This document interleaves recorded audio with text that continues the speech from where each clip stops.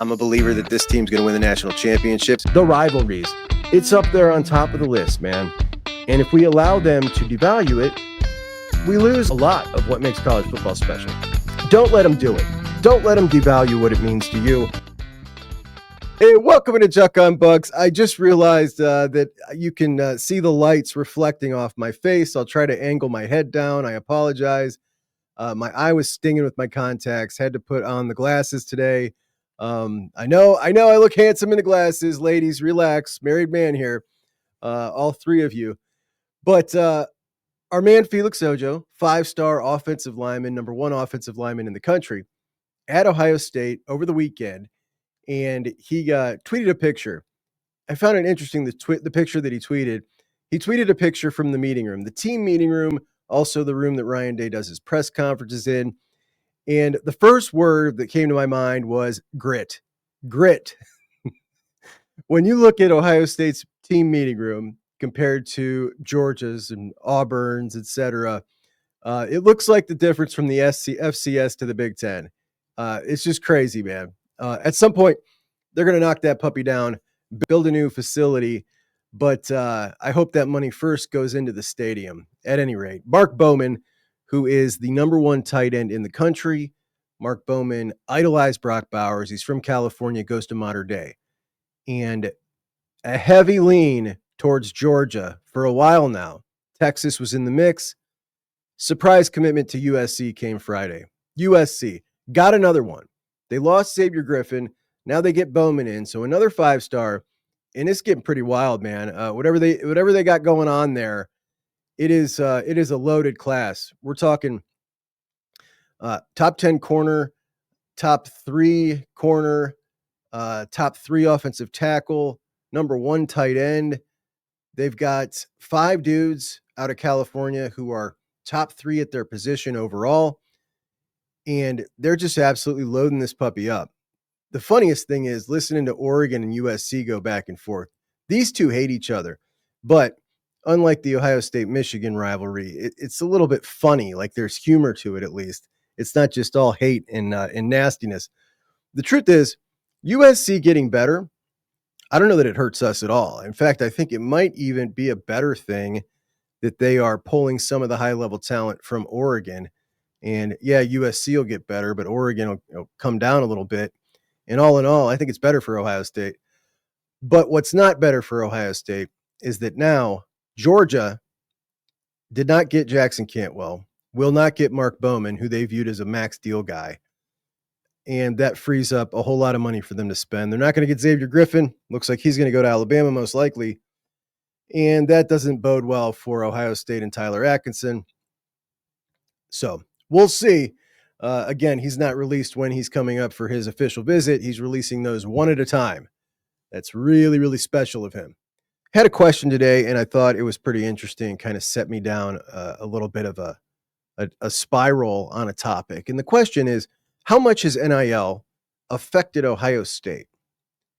And you got to look at this a couple ways. How much has it affected Ohio State via the transfer portal as it relates to NIL, which is different than if the transfer portal were around and there were no NIL, and we'll get into that, but specifically recruiting. How much has NIL affected Ohio State recruiting? And the answer is NIL has not affected Ohio State talent acquisition at all. It hasn't hurt. It hasn't helped. Ohio State has recruited at the same clip as they have for a decade. What it's done is it's increased player mobility, giving players who normally wouldn't leave their footprint incentive to go further from home. For instance, a guy like Blaine Bradford, a 5-star from Louisiana with a brother at LSU. You look at Zion Grady, a 4-star edge from Alabama. Turbo Rogers, a top 10 running back from Alabama. Potentially Braylon Womack, a 5-star from Mississippi. Now, none of these guys most likely before NIL would have left that footprint. We wouldn't have seen those guys up at Ohio State.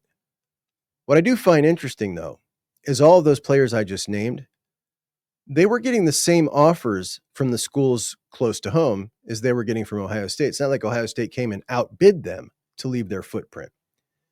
Nonetheless, they still would not have left before NIL. So why is it now that they're more likely to? Now, you may say, wait a minute, Chuck. You just said that it didn't help Ohio State, and then you rattled off Blaine Bradford from Louisiana, 5-star, Braylon Womack from Mississippi, 5-star, 4-star Zion Grady, 4-star Turbo Rogers from Alabama. All those dudes came to Ohio State. How can you say it didn't help Ohio State? That's 100% true. Ohio State would not have gotten those guys 5 years ago. The difference when we're talking about Ohio State is we are talking about a talent-rich state, the state of Ohio. And just as those kids from the South have become more open to leaving their footprint, guys who formerly would have been Ohio State locks have become more open to leave Ohio. We've lost 5-stars like Trey McNutt, a legacy, 4-star edge rusher who went down to Alabama, and Justin Hill. That flop for Zion Grady, Justin Hill, I'll trade back in a second. We're losing 2 top 10 cornerbacks out of the state of Ohio in 2026 in Vic Singleton, Rock Hill, top 10 running back in the country last year in Marquise Davis to Missouri. 4-star linebacker in this class, Storm Miller to Texas. 4-star linemen, 2 of them, Ben Congdon to Miami, Adam Guthrie to Clemson, Caden Gephardt, a safety to Clemson. Last year, Dorian Brew, who I considered an Ohio high school football player because he himself said that while he lived in Texas. I consider myself an Ohio football player. He was a borderline 5-star. He goes to Oregon. His mom was in the Athletic Hall of Fame at Ohio State. Luka Gilbert, 4-star in 2025, tight end that was offered by Keenan Bailey. He goes down to Miami. Reggie Powers in 2024, a 4-star DB, goes to Oklahoma. We just lost a 3-star defensive lineman out of Glenville to Florida. So yeah, we're getting guys in who never would have come in. We're also losing guys we never would have lost. And that is, kind of evens out in the end. So definitely getting guys out of the South. Definitely losing a lot more guys than we would not have. In the net seems to be when it balances out with, the average of the recruiting cycle. It's just as like it always was. It's the same. Unless you're one of those rockheads that believes kids who grow up playing football in the South are more talented than the ones who play in the North, then you'll think that this is a positive. It's all netted the same. And I know sometimes it does feel a little more exciting to get those out-of-state guys. It hurts me a little more to lose those in-state guys than a lot of people. But let's talk about the transfer portal. Let's go back to that historic class of 2025, and let's pretend for a second that the transfer portal is available, but NIL is not legal. So those guys all entered the portal, but there's no money attached to any of the deals. They're just looking for a better destination. Now, the two of those things, the transfer portal and NIL, coincided at the same time. So a lot of times they get lumped in together, but they're very drastically different things. So let's take away the money and look at 25. Will Howard gets pushed out of his starting job at Kansas State, decides he wants to enter the portal. Does Will Howard make a different decision? His decisions, he had Ohio State, he had USC at the top of his board, Ryan Day, Lincoln Riley, because he wants to go be a better quarterback. Wasn't like Ohio State came out and outbidded USC. They paid the market value, what it was worth, and what, the cost demanded. But what if they couldn't have paid? Where would he have gone? I would contend he'd ended up at Ohio State. How about Caleb Downs? Coach retires. He decides he's going to enter the transfer portal, and he transfers to where? The team that finished number 2 in his original recruitment. I would contend Ohio State gets that one as well. Seth McLaughlin, horrible last year at Alabama, getting just the crap ripped out of him by the Alabama fan base. He enters the portal and transfers to another behemoth program that had a need at center. That all lines up. Will Kazmarek gets called up from the big league, called up to the big leagues from Ohio University to Ohio State. Julian Sayin, coach retires. He wants to leave. Bill O'Brien's at Ohio State. Ohio State gets a hold of him. If there's no money attached to that deal, where does Julian Sayin end? Probably at Ohio State. Now, Quinshon Judkins, if it weren't for NIL, I doubt things ever would have gotten bad at Ole Miss, because there were some disagreements over some NIL things that kind of led to the souring of that relationship there. But let's just say, for the heck of it, he was going to leave anyway. he's the one that called Ohio State.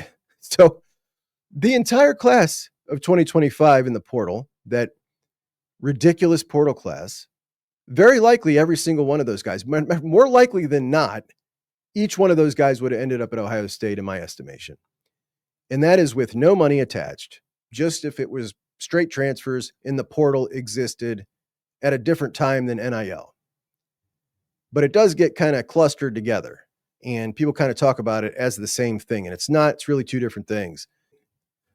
So as far as NIL, how it's affected Ohio State in talent acquisition, it's a total wash in my estimation. But how has it affected the competition? That's where it's affected Ohio State indirectly. A couple of ways. Number one, it's taken the superpower team, and we'll just call it that top SEC team, whether that be Alabama or whether that be Georgia, and it has lowered their ceiling by taking a chunk out of their depth, which has made them unable to maintain that tick above where Ohio State could ever get because of that local talent advantage that wouldn't leave the footprint. So it's taken that ceiling and it's dropped it a little bit, and that's a great thing for Ohio State. However, instead of 3 or 4 teams every year who can win a national championship, there are now 7 or 8 teams. So it's probably made the run now a little more difficult to a national championship. In addition to that, conference expansion, which is a separate issue. But if we look at the old Big Ten and we look at Ohio State's schedule last year, you had a big game against Indiana. You have a huge game coming up this year against Illinois. The Big Ten, more competitive. We've got more teams now who used to be part of the, the Big Two and the Little Eight, who are getting their money up, investing in football, raising their level. And that, in addition to conference expansion, has made that Big Ten schedule much more difficult. So the number of teams in the Big Ten has risen substantially that can compete with Ohio State. The number of teams around the country that can actually compete for a national championship has risen as well. But it's lowered the ceiling for that number one SEC team. So all in all, I think that's kind of a wash for Ohio State. You got a plus, you got a minus, which means it's both a wash in recruiting and talent acquisition, and it's a wash in the ceiling of the big dogs, and then brings up the number of teams that could potentially compete. If NIL was outlawed tomorrow, I think we would continue to see Ohio State do the same thing they did before and during post-NIL, which is right there, top 5 in the country, and continuing to do their thing. It's made a whole lot of difference to a lot of programs. But Ohio State, it's maintained its consistency almost totally consistently, almost perfectly consistently, just identical than everybody else, like more than everybody else.